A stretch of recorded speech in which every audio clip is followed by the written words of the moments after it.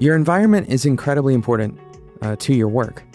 And if you don't believe this, try turning your AC off during the summer or your heat off during the winter, or sitting outside with cars passing very nearby, or even just sitting in a room next to people who are talking very loudly. And try to work in those environments. It's not going to work out very well. But beyond that, try to work in an environment where you're kind of bored.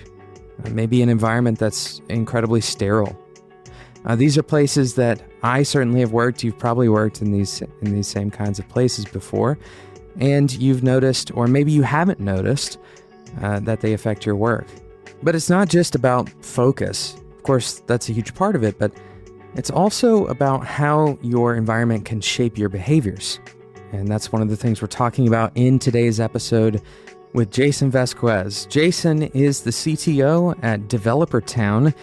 Developertown is probably most well known for the little houses that they create. It's a little neighborhood of houses. These are the houses where you work, actually. You go into work and you have your own little kind of tiny house environment that you get to control quite a bit about.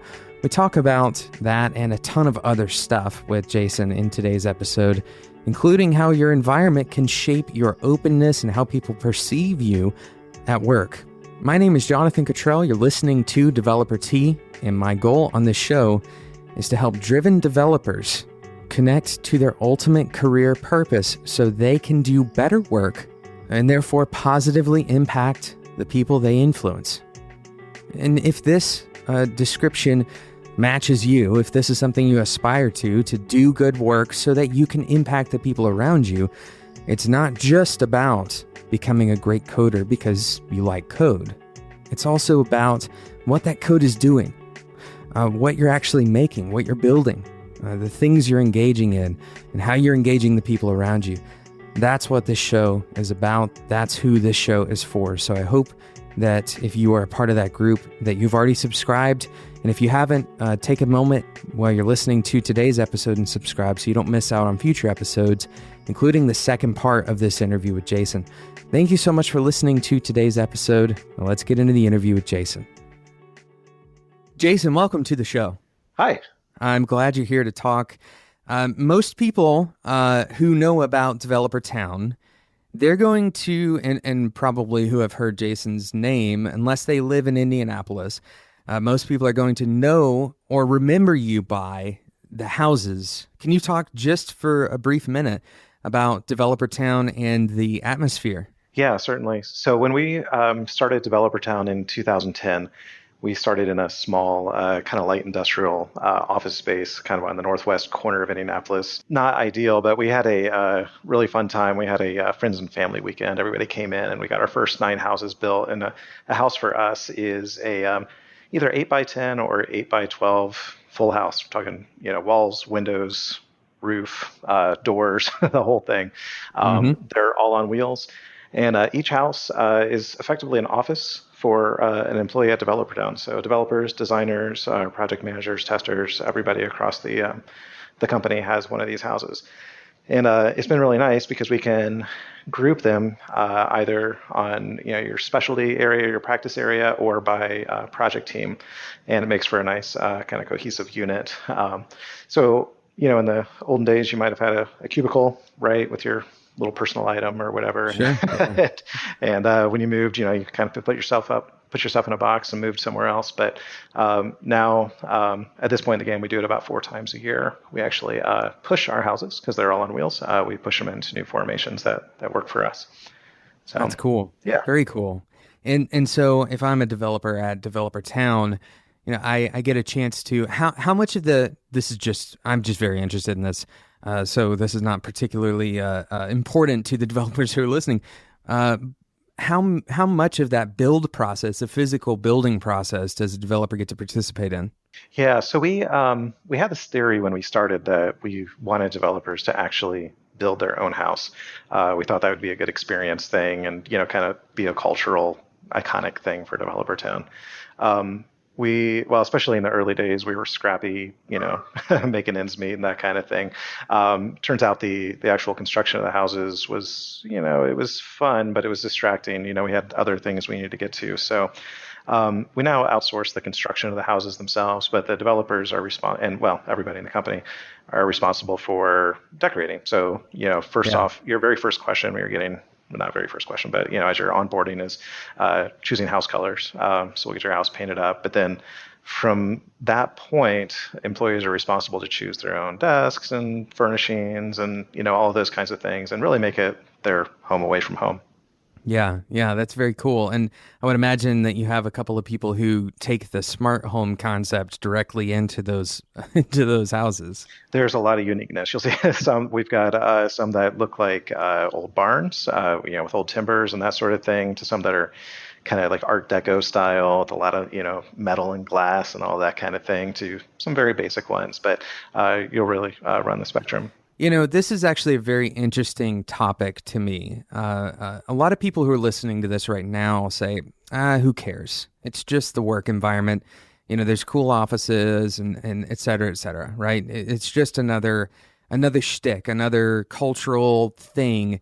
And I want to challenge developers to think differently about this, specifically about thinking about your environment. Whether you go and work at Developertown or not is not really the point of this discussion, really. It's more about having the mindset of, understanding that your physical environment, that the place that you're in and how you feel in that place actually has a pretty big effect on how well you're doing, just how well you're doing as a person. And of course, that cascades into how productive can you be in your job, no matter what your job is.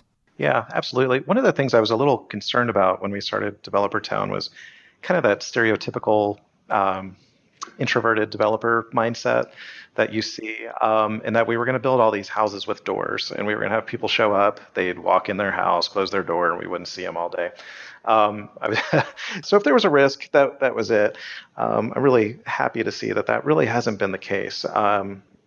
98% of the time, I'm making up math here, but most of the time you're going to see people, either doors open or out at common areas that we have, that sort of thing. But I think what's really powerful and effective about this is that another kind of cultural thing that we've built is that every house has a carriage light on the outside of it.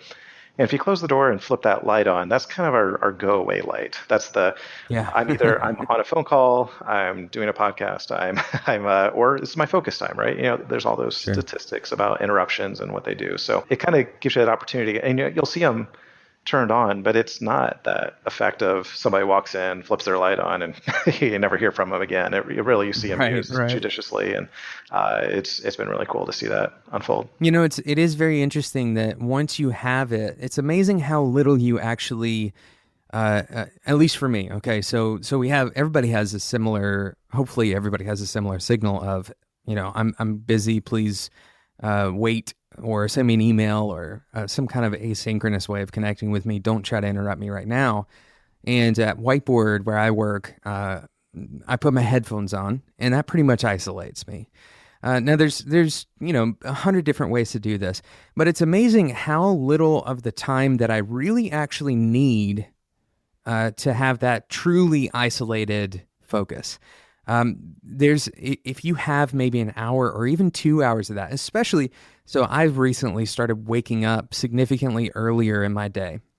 And I'm kind of challenging myself to do this and put some of my, initial thinking and journaling and all that at the very early part of the day, before anybody in my house is up. And if I have that time during the morning, then all of that need of, I need to be hyper productive all the way up until 5 p.m., that feeling, that sense of like maybe undue sense of urgency kind of evaporates for me. And what I've found is I've been able to connect with the other developers and people who really, truly need my input, right? I think, you mentioned the research, and I think this is a really important point. There's a lot of developers who rejoiced and were so happy that research came out, because it finally validated that they could just kind of shut out the world, which is what they wanted all along, because dealing with people is hard. Right. And dealing with interruptions is difficult. And The truth of the matter is, while that research is totally valid, and I'm not downplaying, the importance of focus and the importance of having that time, if you go too far the other direction, this has actually happened to me in the workplace. People are going to see you as difficult. They're going to see you quite simply as closed off, and they're going to be reticent to bring you into something that you actually would provide an immense amount of value to, right? Like a meeting or something like that. They're going to be reticent to even bring you in, even when you don't really need that focus time. You could be watching a video about some random programming, idea or whatever, and you've decided that that's your focus time. And instead of actually, going and collaborating and practicing some of the things you've been learning, this is turning into a rant at this point, so forgive me. This is something I've experienced very, very recently, because I had that same swing, and we've talked about focus 100 times on the show before, but I had the same swing of, man, I finally am validated that this seclusion is what I really need. And I realized that everyone else working in the company, they started to resent trying to get a hold of me. They resented working with me and having to collaborate with me because I was so closed off. Yeah, well, I agree, and I think one of the things that has emerged, I think, is pretty useful, or at least that I enjoy to do, is that I'll go off and do this focus work. So maybe I'm working through a difficult, business flow or algorithm or something like that, and I really do need that time just to to get down and dirty and focus on it. Yeah, absolutely. But it helps me to organize my thoughts a little bit, because the next step walking out of that is I go grab somebody, go grab somebody in a whiteboard and say, okay. So I invested that time, right, to think through this problem. Here's what I concluded. Can you give me feedback on this? Does this make sense? And get out of that kind of siloed kind of mindset where you fall in love with your ideas and don't get that outside input. So I think that balance really is effective. Yeah, it's the balance is the key, and I think that's something that a lot of developers miss, is you try to enforce that hyper focus for all 8 hours of your day, or all, longer than that even, right? And that kind of defeats the purpose. You have to bring that stuff out and into the open and work with other people before it really becomes truly valuable. Yeah, absolutely. Now, anybody at Developertown knows I am actually the primary hypocrite of the house culture at Developertown. We have a lot of large open areas, and I've taken to over the last few months. I actually sit primarily outside now in the open areas. I enjoy it there. I think in my role, especially, I prefer to be more visible and approachable, that sort of thing, sure. Even though I have, my own project work as well. And I'll go grab my house, when I need to do something, private phone call or meeting or something like that. But I think providing the right venues has been great, and so we have those options. Yeah, and I mean, it would be silly to think that every person is going to work perfectly the same way, in the same environment every single time. That's a perfect example of that, right? If you create a uniform environment, then you're optimizing for one particular style of working, or you're optimizing for one particular opinion about, how should these desks be arranged, or and all of those decisions have impact on the people around you. They have impact on the working developers. And this is kind of a managerial discussion more than it is, a specific developer discussion. But anybody who's a leader, recognizing those differences rather than trying to suppress them is just as important as creating a productive environment. Because, for you, Jason, you're sitting outside because, you have to optimize for approachability, right? This is something that you care about. It's a part of the role. I'm also a CTO. I have to optimize for approachability too, which means sometimes when I feel like putting my headphones on, really they need to stay off, right? They need to stay on the desk, right? Right. So it may mean that at the end of the day, I don't have the emotional or the adrenaline rush of having been extremely productive, but I helped someone else a whole lot, right? I really was able to provide value to them. But I do love the idea that, hey, you know what? Sometimes you can get out of the house. You can go and sit outside in that common area or whatever. Yeah. No, and it's great. We've got nice big skylights and everything, so it actually feels like you're sitting outside. So it's really enjoyable.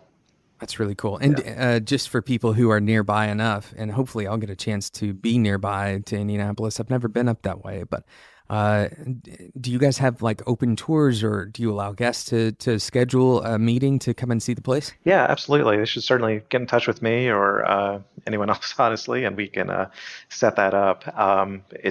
We just like to greet people, and we're happy to take them through and show them around. That's awesome. So I want to kind of rewind, Jason, because you've ended up in this really cool place.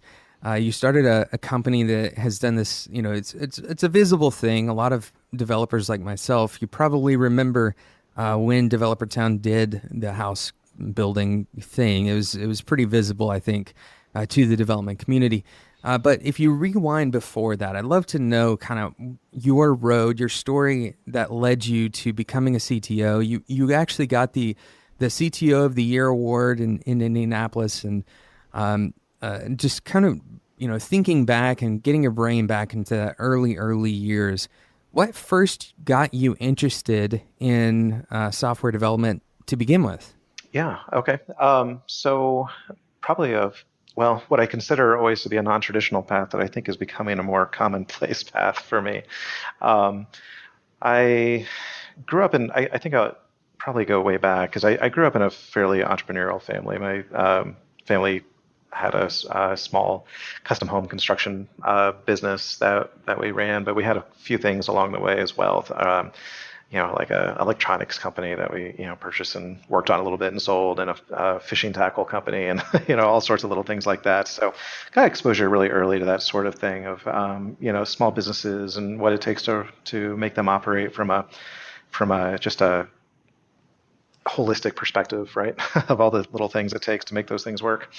When I went to school, or went to college, I'd been kind of encouraged, and I felt people were right to go towards more of an engineering type degree. I actually enrolled in a mechanical engineering degree program. I sat through the intro to engineering course, the freshman, one-on-one course, and they had this professional engineer come in and speak to us that day, and I remember sitting through that class session and walking out of there and said, that sounds like the worst thing ever. I think I would absolutely hate that. That guy, and really the main thing I stuck with is that guy sits in front of a computer all day, and that sounds terrible. So I promptly walked out of there and dropped the degree program and ended up with a double major in the Bachelor of Arts program in video production and multimedia technology. So, they're not really necessarily things I use exactly today, although I like to think some of the production quality and some of those kinds of things that I learned during that time still apply, but certainly not down a technical path directly. My last semester at school, I had to fill up some credits. I ended up taking a programming course. And it was a C++ course, and the instructor was absolutely terrible. He was the worst ever, but for some reason, I think that was it. Actually, that kind of thing gets me kind of stubborn and maybe a little mad. I don't know. Anyway, I ended up grabbing the book and diving deep, and grabbed a couple of other guys, and we went in deep, and I kind of kicked myself at that point and go, wow, this was amazing. This is, I think, what I've always wanted to do. Actually, was able to create things and be a maker. It's just what I enjoy to do in a way that I didn't think was really possible for me. So as I left there, I took a job at an ad agency and started doing websites. And this was in the 97, 98 era. So some really early like database websites, enabled websites, that kind of thing. I went from there to a larger pharmaceutical company and just kind of did a whole range of things there, but I started moving up through some of the enterprise architecture groups and that sort of thing as I just started, really just been kind of a self-studied person all along the way. Really loved to learn and everything from, high-level architectural patterns and details to software programming down to my new current joys. I have a electronics hacking hobby currently. So, doing things in the small with circuits and all that kind of stuff. So, I felt very accomplished tonight when I replaced a broken, just an AC plug for our refrigerator. Yeah, yeah, So it's great, I'm, isn't it? yeah, it's great. I feel equally incompetent when I look at some of the projects that I'm seeing, but that certainly is a significant amount of imposter syndrome. But I have absolutely no experience with this physical stuff, and I really would love to get into it. Yeah, I'm learning a lot, and I think that for me was kind of the itch, right? I've been doing software for all of these years, and it's kind of fun to see that come alive as Maybe well. So that engineering yeah, degree would help you out in yeah, that. yeah. So I'm going back. I've been kind of studying a bunch of the old math stuff and that kind of thing as I've gotten into it. So that's been fun. Yeah. It's amazing, though. It's something that could have probably made that engineering degree significantly more attractive to you back then. It now exists and is accessible and relatively cheap. Yeah, yeah. It's amazing how much you can just learn on your own too, right? Be it through online universities or just self study. And I think really the main point for me is that I don't think I'm incredibly smart or intelligent anyway, but I am very stubborn, like incredibly stubborn, and I will sacrifice sleep to make something work. Like that's just been kind of my way about it, and um, so I just don't like to let things go. Yeah. So I don't think it That's a very, takes. I think that's a common trait amongst quite a few developers, actually, is this, you know, the, I don't know that it's grit as much as it is maybe a healthy obsession. Is that the right way to think about Yeah, it? I think it can be as long as you can remember to keep stepping back and making sure what you're working on and doing is actually that important. Yeah. But because it is easy to get kind of spiraled down or stuck down in something that's not. But no, I agree. I think you're right. Today's episode is sponsored by the continuously awesome Linode. Linode is the best RAM per dollar deal on the market for Linux service provision. In other words, you can spin up a box on Linode for fewer dollars per month, and more accurately, fewer dollars per hour than any other service for the RAM that you receive, especially when you start talking about their high RAM plans. They have massive plans that can service any number of users that you can imagine. Pretty much any application you can imagine building, Linode can support that. But they also support the small services. They support the personal websites. You can get started with a Linux box on Linode for $5 a month, and that's going to give you a gigabyte of RAM. All right. This is well more than enough for most people's personal sites. And while websites are probably the most obvious use case for the $5 a month plan, you can really do anything with Linode. Anything you can do with Linux, you can do with Linode. So you may want to set up, for example, your own private Git server. You can do that with Linode. You have pretty much total access, total root control access over your Linux box. Go and check it out, spec.fm/Linode. Linode's going to give you $20 worth of credit just for being a Developer T listener. Now, there's a bunch of other stats, and as a Linode user, you have tons of other services that you can tap into beyond just having a Linux box. They have APIs, for example, to coordinate all of your servers. You can spin up multiple servers and balance them together. You can have them kind of handle multiple requests. You can balance them together using their node balancer service. Again, check it out, spec.fm/Linode. They're going to give you $20 worth of credit, which can be used on any of their hourly plans or services. Thanks again to Linode for sponsoring Developer T. So you have a very interesting story that I think is relevant to a lot of developers. I think there's it's easy to think about the two extremes in terms of where people come from, their education levels. One is the person who, never even went to college, and they came out of high school and went straight to Silicon Valley and had a startup and lived in a garage. And, the typical kind of story of somebody who gets into coding and it suddenly turns on a light in their life and everything is illuminated from then forward. And then the flip side is, the person who gets a CS degree and then goes on and gets their PhD in some kind of bioinformatics or something like that, and then goes and creates a more a big company based on their acumen. And the truth is, a large I would say most people fall into a category more like you, Jason, where, hey, I don't know what I want to study. I'm going to try something. I didn't like it. I'm going to end up, getting a different degree. And then I'm going to get out of school and not work in anything related to my degree at all. And hey, wait a second. I really like making stuff. And I'm going to try, playing around with this code. I'm going to try and I'm going to become a freelancer. And now, I'm good enough to actually go and work at a company. Yeah. And this is my story, right? This is actually, I have a slightly modified version, but it's basically my story. I have a Bachelor of Arts, and I ended up getting a Master's of Science, but that was still not directly related to my job. And so, it's a very interesting thing. This industry doesn't really have that kind of accreditation. It's not like, being a lawyer, for example. There's no bar exam for developers, right? Right. Not really. Like, Right.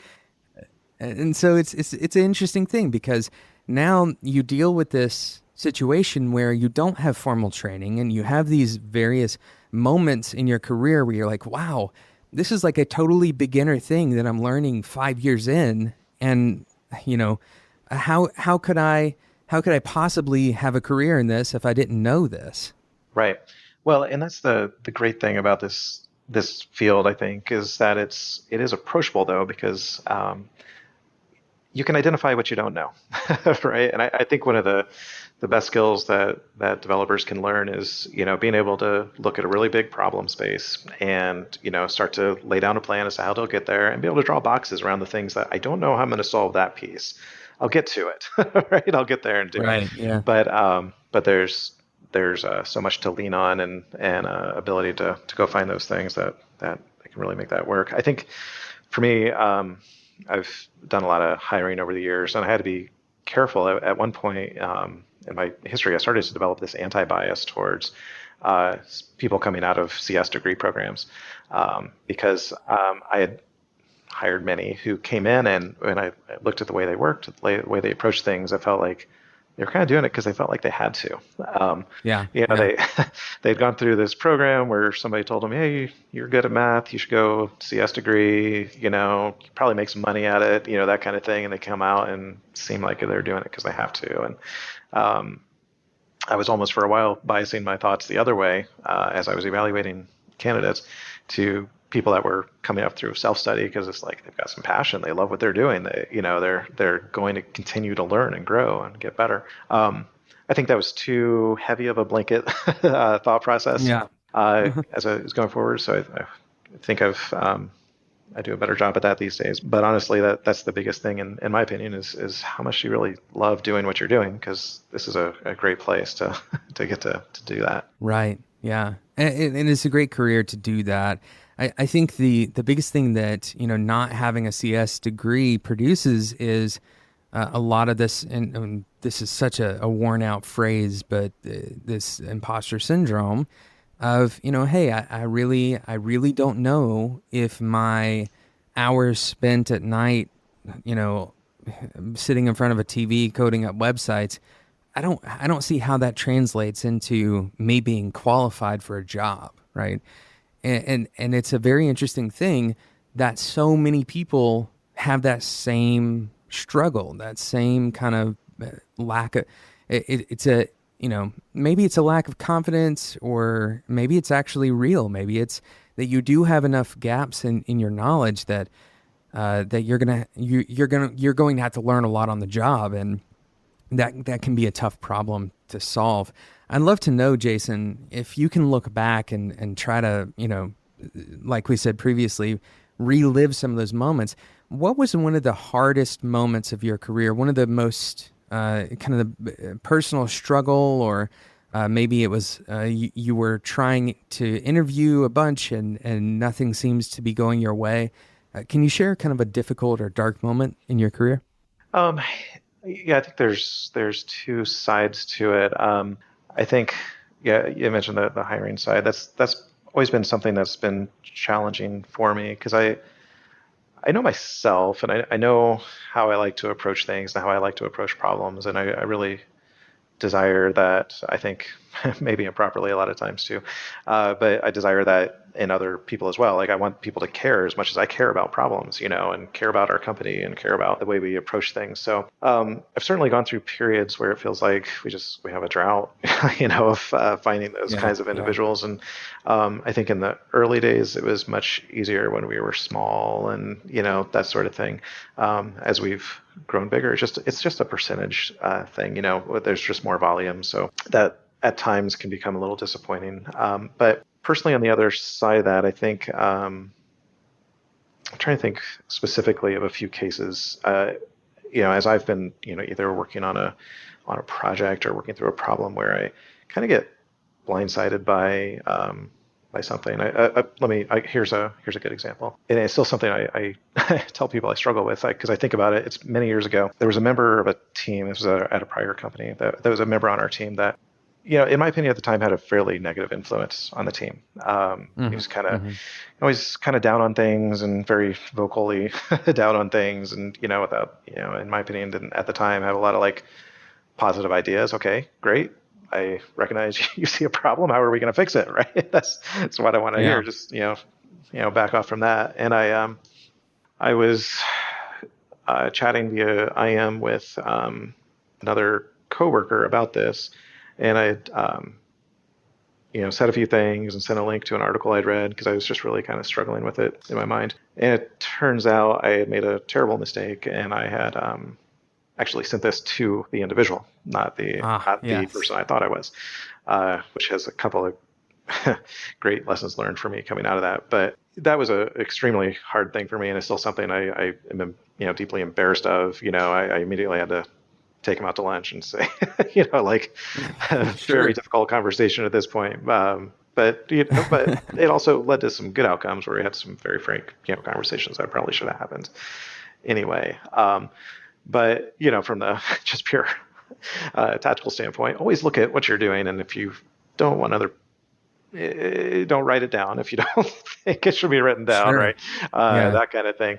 But that was really hard, and it's still something I look back at, and I just put my face in my hands and go like, how could I have done that? It was just not very professional for me. But I suppose you have to go through some of those things to learn, right? And really feel them. Here's I hear a lot of developers. I try to kind of put my brain into the listener spot, and I hear a developer right now who's saying, that doesn't happen, or perhaps as a manager that I won't ever have a developer that's like that. That if I ever have a frustration, that actually it's only my own fault, or that I just need to make sure that I'm understanding them and connecting with them as an individual. And it's easy to have that perspective because it's easy to believe in people. It's easy to hire, for example, and this is something that we've faced at Whiteboard in the past. It's easy to hire somebody based on how well you can connect with them on a personal level, which it shouldn't be ignored, and that should be important. But on the flip side, you end up with somebody who's underqualified for the job. And then you're in a really bad spot because not only are you kind of actively creating a sinkhole in your business, but you're also in a relationally disadvantaged position. And so you can work on these things, but ultimately what I'm kind of getting around to here is you're going to have situations where, I do need to have a private conversation about an individual on the team. That it's the individual, I'm not ready to pull them in yet. I need to bounce my perception off of another leader, or I need to bounce my perception off of, even a teammate of that individual, to ask them, hey, what are you seeing with this person? Or, and there's a lot of tactics, a lot of specifics that the people who are listening to this episode, you're going to have to use your own judgment, because there's not really a good framework. There's not like a perfect way to handle this stuff, right?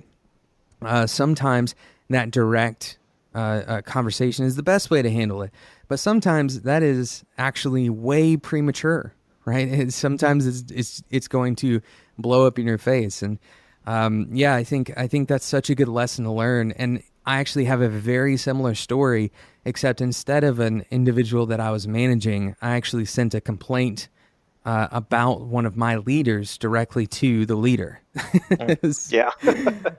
Yeah, very awkward. Yeah, but at that Yeah. moment, actually, the leader handled it very, very well with a lot of grace and aplomb. And that's the kind of, you know, that was a leadership lesson for me because I wasn't really a leader yet. I wasn't really over, in charge managing anybody. And when I saw that, that told me about how I can be in the future, right? Yeah. It's kind of an opportunity. Well, and you mentioned, needing to bounce an idea off of another, leader or whatever that may be. We see these things all through our company, these ripples of things that we do, like on project levels that actually have huge effect everywhere. And it's the same thing. I'll go turn on my light and think about a problem I may be having, but I need to go talk to another leader about, get some feedback on. So I'm thinking about handling this situation like this. What do you think? Just like I might do the same thing around like an algorithm or something like that. Yeah. So I think that cycle is really critical, especially for me, because I'm very open with everybody on my team and around me is that I am not going to be the world's best manager. It's just really not Hmm. the Hmm. thing that I was really made for. I'm in this role and I care about people, right? And I want to do my best to serve that well. But at the end of the day, we're going to have to be, frank and open with each other, as we work through these things to make this work. So, Yeah. um, so Yeah, that's the way we do it's a it. great point. I think a really, standout moments. I actually had a standout moment in my career when I very early on when I was at Whiteboard. I was working with a client, and I was managing a lot of the relationship. I was going and meeting in person and talking about implementation of the product, and ultimately things just kind of going the wrong way. And a lot of that was on me. A lot of it was on just it wasn't a good fit. And finally, in one of those client meetings, it was just me and two or three of that client's individuals, and they fired us. They let the agency go. And I remember walking out of that meeting, first of all, feeling like that was the right that needed to happen. That was the right thing. We needed to sever the relationship because it wasn't going well. We weren't seeing eye to eye. We weren't able to help you, that client in the right way. But then the next thing that was so interesting, and this is the standout moment, the first person that I thought to call, a lot of people would say, "Oh, you're going to call, your wife or your girlfriend or a close friend or a coworker." Actually, I called my boss. I called the Right. owner of our company, and I said, "Hey, look, this is what happened." And that moment was such an important moment for me because I realized, you know what? I actually trust my boss. I don't fear that a mistake is going to destroy my standing. They believe in me and I believe in them. And that's such a good, I'm not bragging on it, but I think that this is a picture of a very good relationship and something that I want to do for people as well. And I think it's a good quality to have. Yeah, absolutely. So, we've talked a little bit about some of the dark points and the difficult, going through that. I want this is kind of on a flip side, a heuristic for the developers who are listening. Just kind of a practical question: how many languages and frameworks and stacks have you worked with? Let's say in the last 5 years. Oh gosh. Um, A lot, right? yeah. Uh, so the last 5 years, it's been a little more narrow. I say in the early part of my career, it was really all over the place, and like during my first 5 years, I'd say it was like 13 to 16, that kind of thing. I think I was just like huge sponge phase at that point. More recently, I think for me, I'm getting old, I guess. I'm getting to the point where looking around the landscape in 2017, there's a lot of great tools out there. Hmm. Hmm. There's a lot of great languages. I actually don't feel very dogmatic about many of these things. Um, and it's so much more about execution and how you go about using these tools and becoming an expert in them that make you really great. So I can tell you at Developertown, we I've focused primarily around, web applications and mobile applications. And so on the website, we've primarily been around just Ruby on Rails for a lot of years, and we're now through a period of transition into really two directions around kind of just the Node environment as a whole and the .NET environment as a whole. Kind of these two separate branching points. Mhm. On the mobile side, lots of Java and Objective-C and a little bit of Swift. I think I've not personally spent as much time there. So I'd say everything that I've done in the last 5 years has been really kind of focused around those areas. So I guess we'll put that count at like the 5 or 6, just in big, kind of rough numbers. The reason I like to ask that, especially for a person, a CTO, leader of other developers, there's a lot of people who are listening to this show right now, and they're trying to pick just one thing, and probably with good intentions, right? They want to pick something that's going to be reliable, and they want to pick something that's that they can trust and use, and that's going to, quite honestly, make them employable. And the truth is, when you're especially very early in your career, I think you need to have a primary focus language or something like that. When you actually get into solving problems and working in a dynamic environment, those languages and frameworks that you really thought you needed to pick one, ultimately you're going to find out that things are going to move so quickly that whatever you picked is going to be one of many. And I like having that answer from you so that we can kind of lay the groundwork for, hey, you know what? This is less about the language. It's less about the framework. Those things are important, but the bigger, more important thing here is to understand the problems you're solving. Right.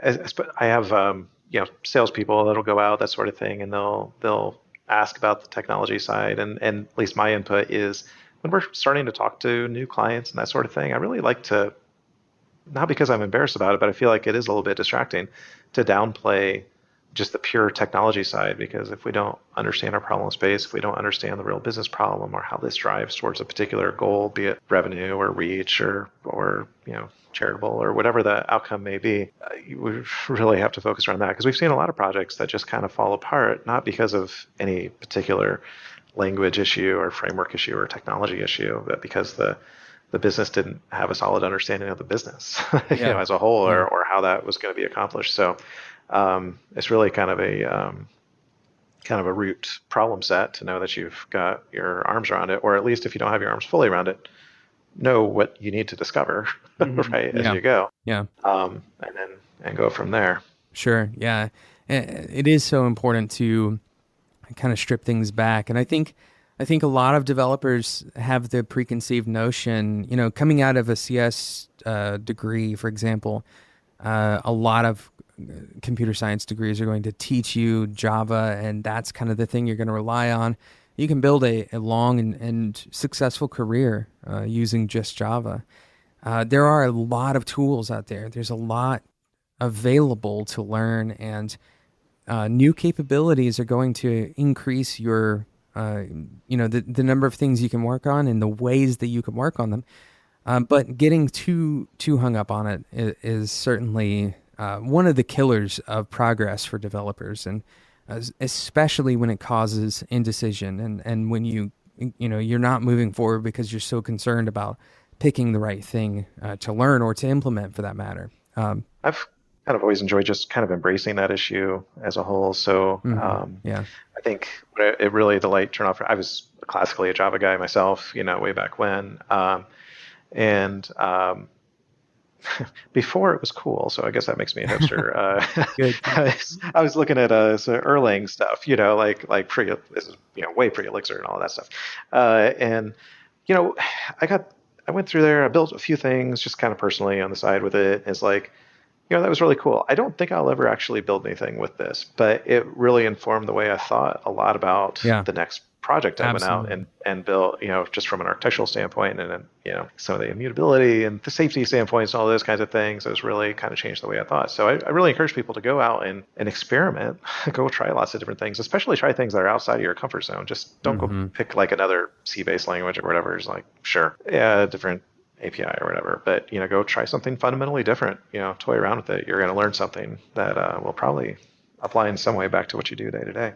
It's very interesting that you mentioned the Erlang thing. I had a very similar experience with Haskell, and then a very short kind of dive into Lisp and Smalltalk, some interesting languages. But what I've learned is, that experience that you had with Erlang, the experience I had with Haskell and other functional stuff, that's not just limited to other tech. It's not just limited to programming languages or paradigms. You can gain that kind of interesting perspective from so many sources. I'll give you an example. I mentioned on the show before that I'm interested in aviation, and that I from time to time I fly small planes, like Cessna, high wing, private airplanes. Sure. And some of the designs, the system designs in a vehicle like that, or take a house, the architecture of a house and how things are built, and the way things are mapped, and the flow, and considering people and how they interact with their environment. There's so many things that you can take and extract. I almost want to call it wisdom, but really it's just extract this architectural perspective that you didn't have before, right? There's a lot of this in mechanical engineering, and there's actually a lot of this in like philosophy, right? There's so much that you can gain from getting this more multidisciplinary kind of perspective. So I highly encourage people all the time to find things that give them good metaphors. And this is something I really believe in a lot. And if you have good metaphors, then you can understand a subject. Your brain can grasp a thing better if you can compare it to something else. It's kind of an amazing phenomenon, right? Yeah, as I was working through some of this electronic stuff, I mean, I am raw newbie status, so I don't have any high view of myself here. But I was working through building up a problem, and this one section of it was fairly complex, and I had to go build another section that was, a whole different thing, but it also had its own complex issues as well. Mm-hmm. And all of a sudden, this whole concept of partitioning and single responsibility and all of these things all of a sudden snapped into focus. I was like, holy cow, this is the same stuff we think about in software architecture. It's the same thing as we're doing here. Like, let's isolate this complexity. Mm-hmm. Let's make these interfaces clean and simple and understandable. And that makes the approach much easier. It's amazing how much of this stuff can overlap, and what you can learn if you, eyes open is kind of the way I think. It's, let everything that you experience bleed into everything else. And I'm not saying, have a lack of balance in your life, but instead, like, don't sequester your free time, your leisure time, off into its own area where you never allow that to enter your brain. And quite honestly, it's impossible for you to do that anyway. But pull from that. Take some cues from the things you enjoy naturally, right?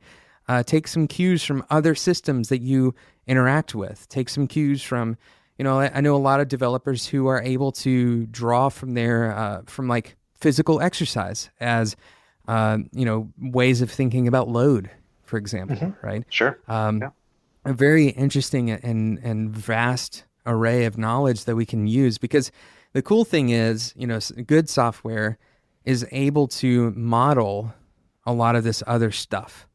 Good software can take a concept and realize it in a virtual environment.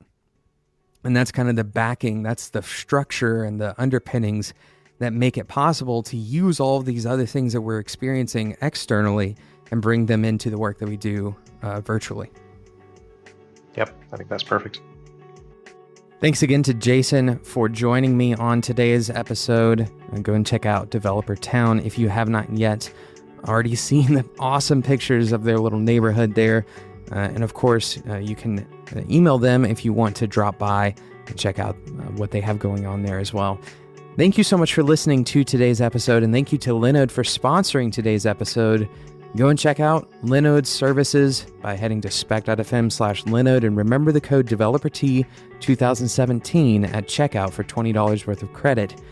If you are a driven developer, if you consider yourself in that group of people that we talked about at the beginning of today's episode, as this show progresses into the future, we're going to continue honing it in on this concept of finding your career purpose and really kind of diving in deeper on, what it means to decide what you won't do, cutting out some of the stuff that takes away from your focus, and cutting away this idea that the best way to make it through life is to find all the hacks that you can find.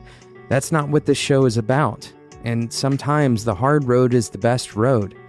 So if you consider yourself a part of that group, a part of the group of people who is willing to take the high road, even if it's more difficult to travel on, then I recommend that you subscribe in whatever podcasting app you use and just listen to a few more episodes. That's what I'm really asking you to do. You can decide this for yourself, but listen to a few more episodes and judge for yourself if this stuff is clicking with you. And I want to hear from you if it's not. If you consider yourself a part of that group and this isn't clicking for you, then I want to hear from you because I want this podcast and everything that I do really to serve that group of people. So you can reach out and ask me questions as well at developert@gmail.com. We cover listener questions on the show as well. Thank you so much for listening. Make sure you subscribe, especially if you don't want to miss out on the next episode, the second part of this interview. And until next time, enjoy your tea.